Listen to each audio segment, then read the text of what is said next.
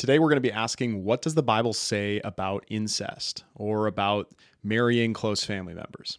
And there's a sort of tension in the Bible about this because traditionally Christianity holds that there are two instances where some level of incest or marrying within the same family had to happen. However, in Leviticus, God makes it clear that incest is an abomination and should not be practiced by his people. So what do we do with these views of incest? Well, let's take a look at the scripture involved and understand how the Bible can say both of these things and still be unified. So there's two sorts of times in the Bible where we can just logically assume that some degree of incest was necessary and required in order for the population on earth to exist. God creates Adam and Eve and gives the command to humanity to be fruitful and multiply. Now, obviously, Adam and Eve can do that, no problem. But then the question is, how do their sons and daughters continue to follow that command and create more human life? Well, the answer is that they had to marry within themselves. The second time we encounter this in the Bible is a few generations later with the story of Noah. God floods the entire earth and wipes out all of the humans on earth except for Noah, his wife, and their 3 sons and their wives. And from Noah's family, again, the entire earth is populated. So Noah's grandchildren did have to intermarry. That's just the logical conclusion that we get from Genesis.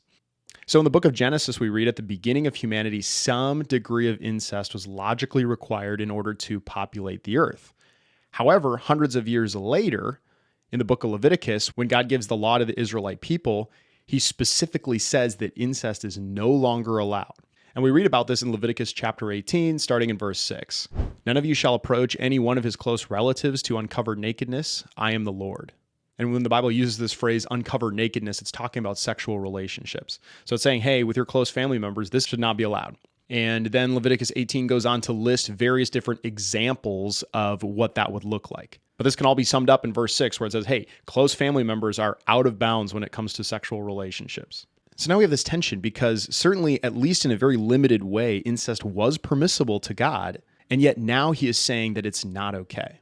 Some people attempt to explain this by saying that incest was okay before God commanded against it. So it was okay in the time of Adam and Eve and with Noah's grandchildren, but now that God specifically commanded against it, it was sinful. The problem with this explanation is in the second half of Leviticus 18. Starting in 24, we read this.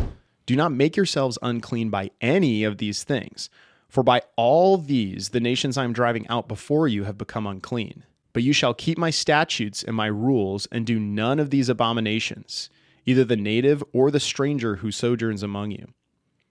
So this makes it more difficult because Leviticus 18 seems to be saying here that the Israelite people should already know this is wrong. However, in Scripture, we don't read anything in between Adam and Eve's children and Noah's grandchildren between then and Leviticus that would tell us that this is wrong. So this definitely seems like a contradiction, right? God permits incest, at least in some way, in the beginning of creation, and then his next commands to the Israelite people make it sound like they should already know that it's wrong. While there's nothing explicitly in Scripture that mentions why incest goes from being permissible to no longer okay, there's a strong biblical principle we can use to understand how this can happen. This principle is called natural law. Now, I can make a whole video going in depth on what exactly that looks like.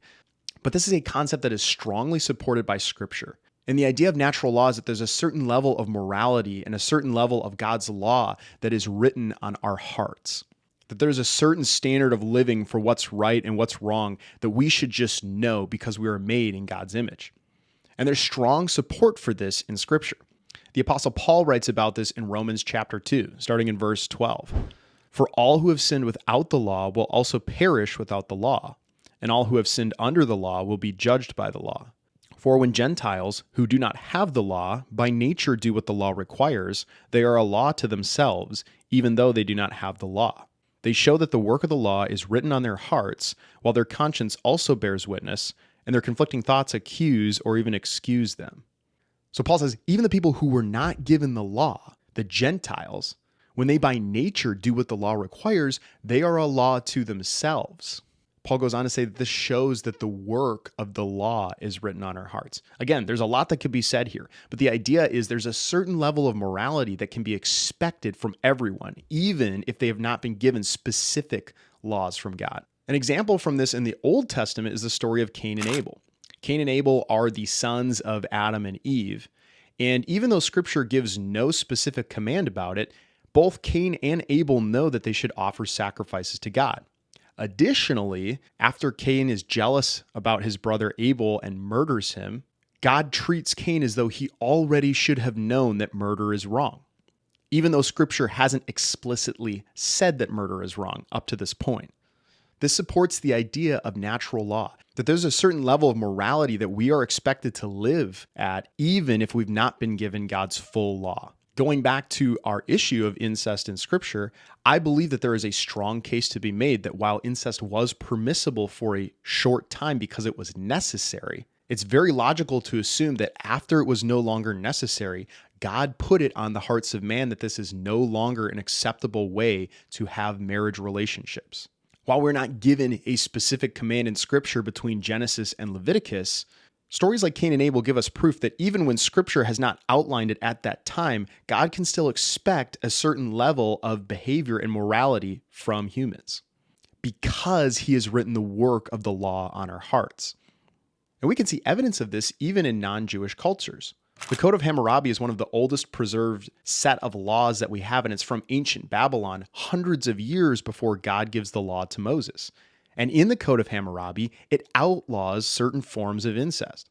This is proof that even cultures who did not have the law, even before God gave the law to Moses, still had a basic understanding of what is right and wrong. And incest is explicitly outlined in this set of laws. Today, we can understand that because just the concept of incest feels gross and wrong to us. This is just apparent if you were to talk and ask anybody about this question. We just inherently know that it's not okay. So while out of necessity, it may have been permitted at the very beginning of humanity, we have every reason to believe now that we should know that this is wrong, just because, if anything, inside we know that this is not an acceptable way to live. While incest may have been necessary at the very beginning of creation, we know now that it's not necessary. There are plenty of people on the earth in which to find a spouse and get married, and we just inherently know, because of the work of the law in our hearts, that incest is not an acceptable way to live. And God emphasizes that in Leviticus 18, as well as many other passages of scripture where he makes it clear this is no longer a permissible and okay way to live. Now, people will point out many other ways in which this was a good law. Nowadays, we know from a biological standpoint that incest is not a good idea because a lot of the genetic defects that we have are in our recessive genes.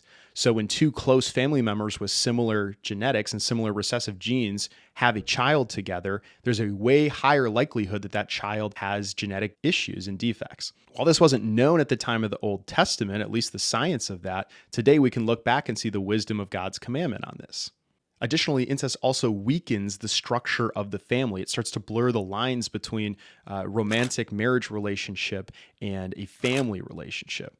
And lastly, incest is not necessary anymore, so there's no reason to do it. So does the Bible contradict itself on the topic of incest? Well, the answer is no. While we can logically assume that at one point it had to have been permissible, very quickly it would no longer be necessary. And somewhere in between the time of Genesis and Leviticus, God made it clear on the hearts of man that this was no longer an acceptable way to live. By the time it gets to Leviticus, God speaks with the understanding that this was already known to be wrong, which is why he can write that the nations surrounding Israel have already defiled themselves and that this is an abomination. This is not a good way to live anymore. But he makes it even more clear in his law in Leviticus. Just like the story of Cain and Abel, even if we do not have all of the specifics to understand how God did this, it is more than reasonable to understand this relationship between Genesis and Leviticus. Today, it is clear that incest is evil and wrong and should not be practiced, and it's no longer necessary, so there's no reason to do it. Hopefully this video was helpful to you. God bless, and I will see you in the next video.